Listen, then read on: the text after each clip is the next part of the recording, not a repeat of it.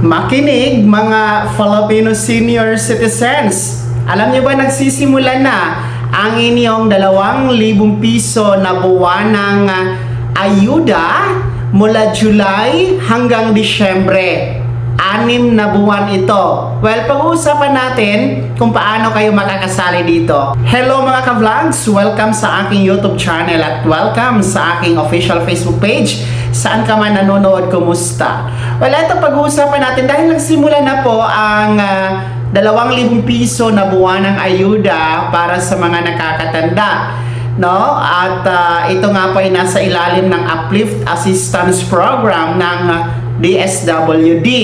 Well, ang ating po kasing mga senior citizens na pabilang po ito sa Group 2, no? Na kung saan ang Group 2, sila po yung mga pamilyang Pilipino na na-identify during the 2024 Community-Based Monitoring System o CBMS ni PSA na mga pamilyang nasa mahihirap o mababa po ang buwanang kita, mga ka-vlogs. Well, kabilang na nga ang ating mga senior citizens.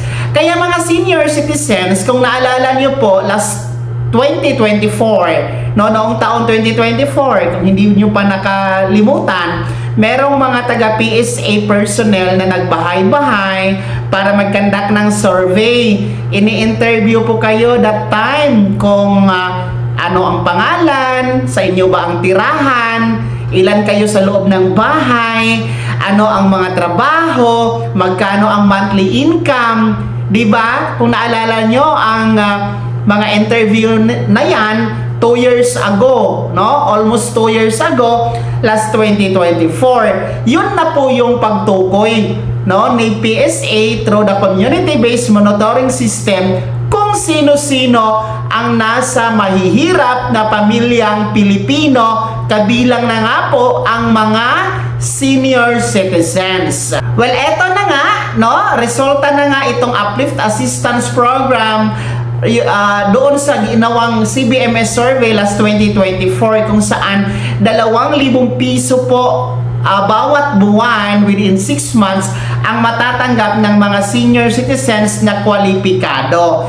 Well, paalala lang po sa lahat, no, na hindi naman lahat ng mga senior citizens automatic kasama dito, no? Sila lang po yung natukoy talaga sa PSA, sa CBMS na mahihirap. Okay. Well, nagsimula na ito itong 2,000 piso buwanang ayuda. Nagsimula na ito last July na buwan at magtatapos ito ngayong Disyembre 2026. Ito po ay 6 na buwan na ayuda. Ibig sabihin, 6 na beses kayo natatanggap ng 2,000 piso na ayuda. So, ang total niyan, 12,000 pesos. So, ulitin ko, hindi lahat kasama dito.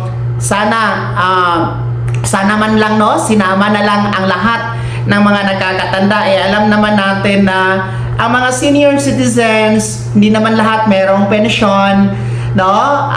Sa SSS, GSIS or PVAW, hindi din po lahat kasama sa social pension ng DSWD.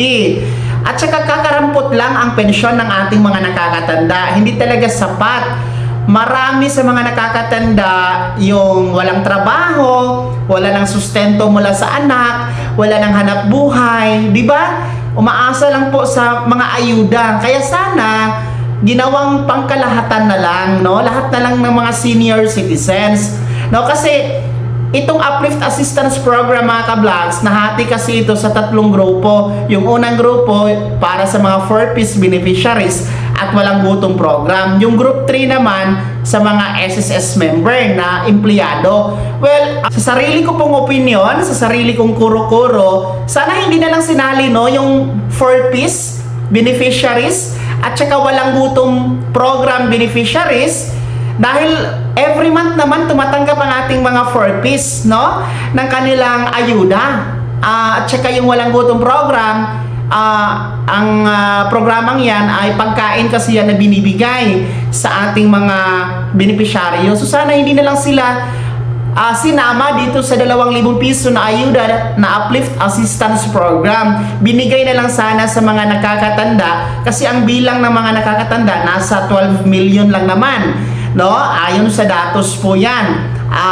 Tsaka yung group 3 para yun sa mga employed SSS members. Kaya nga employed, may mga trabaho ang mga yan. Bakit pabibigyan ng 2,000 piso? Sana binigay na lang lahat, no, sa mga sektor ng nakatatanda para nang sa ganon lahat po ay mabibigyan at walang maiiwan, walang mapipili.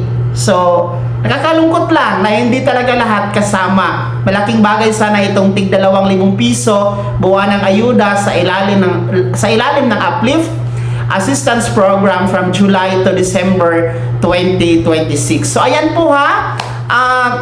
Sa mga nakasama, well, mabuti sa inyo, no? Pero marami talaga hindi kasali dito. Hindi natin alam kung paano nga ba kinandak yung survey last 2024, kaya nagkaganito, no? Mga ka-vlogs. Kaya po ha, sino sa inyo dito mga senior citizens ang kasama at nakatanggap na ng 2,000 piso na buwan ng ayuda sa Uplift Assistance Program at sino ang hindi po kasali? Sa tingin niyo po ba, no, unfair ito? Sa tingin niyo po ba patas ito para sa lahat? Ibahagi niyo po sa comment section na nasa baba. Maraming salamat sa pagtutok. God bless, mag-ingat mga ka-vlogs.